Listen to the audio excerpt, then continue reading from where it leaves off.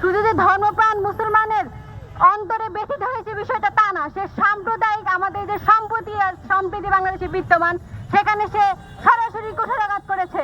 আমরা দেখতে পাচ্ছি যে গত 3 দিন আগে হিন্দুদের সর্বোচ্চ যেই অনুষ্ঠান, ধর্মীয় অনুষ্ঠান, সেটি সম্পূর্ণ হয়েছে এবং বাংলাদেশ সেই নজির স্থাপন করতে পেরেছে যেখানে ধর্মীয় অনুষ্ঠান পালনের ক্ষেত্রে কোনো ধরনের সহিংসতা দেখা দেয়নি। আমরা বাংলাদেশের মানুষ সাম্প্রদায়িক সম্প্রীতিতে বিশ্বাসী, তাহলে কেন বাংলাদেশের মাটিতে ইসলাম ধর্মকে অবমাননা করা হবে, কোরআন মাজিদের উপর পা রাখা হবে? এবং এটা যখন একজন ব্যক্তি করলেন তখন কি বলা হচ্ছে যে তার মানসিকভাবে সে অসুস্থ। সে যদি মানসিকভাবে অসুস্থ হয় তাহলে কিভাবে সে একজন বিশ্ববিদ্যালয়ের শিক্ষার্থী হয়? এবং সে যখন এই অবমাননা করলো তখন আমরা এখন দেখতে পাচ্ছি যে এই ঘটনা যদি পূজার কোনো মণ্ডপে সাধারণ কোনো ঘটনা দিয়ে হতো, তুচ্ছ থেকে তুচ্ছ ঘটনা, তাহলে এখানে বুদ্ধিজীবীদের মেলা বসে যেত। তারা বলতো বাংলাদেশে হিন্দুরা ভালো নেই, বাংলাদেশে ক্ষুদ্র নিগোষ্ঠীরা ভালো নেই, বাংলাদেশে যারা মাইনরিটি আছে তারা ভালো নেই। তাহলে আজকে তারা কোথায়? তারা কি কোনো বিশেষ এজেন্ডা সার্চ করার জন্য বাংলাদেশে কাজ করে থাকে? তাদের বুদ্ধিজীবিতা কেন? তারা কি নিরপেক্ষতায় বিশ্বাসী না?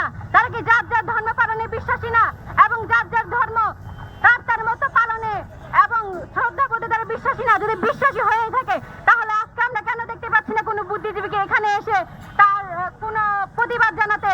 কোনো বিশ্ববিদ্যালয়ের শিক্ষককে দেখছি না প্রতিবাদ জানাতে।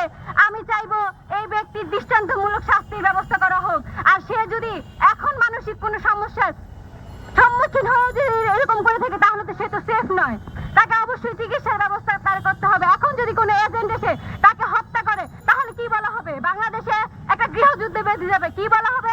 যে একজন হিন্দুকে হত্যা করা হয়েছে, একজন হিন্দুকে হত্যা করা হয়েছে, তার মত প্রকাশের স্বাধীনতা, সে মত প্রকাশের স্বাধীনতা শেষে তার মত প্রকাশ করবে, এজন্য তাকে হত্যা করা যায় না।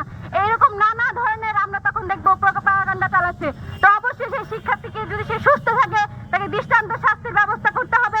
আর যদি সে অসুস্থ হয়ে থাকে তাহলে তার চিকিৎসার ব্যবস্থা করতে হবে এবং তাকে এইভাবে বাইরে খোলামেলা হাঁটতে দেওয়া যায় না, কারণ এটা বাংলাদেশের অভ্যন্তরীণ শান্তি, শৃঙ্খলা, সম্প্রতি এবং আইন শৃঙ্খলা ব্যবস্থার হুমকি স্বরূপ হয়ে দাঁড়াবে। ধন্যবাদ। প্রিয় বন্ধু।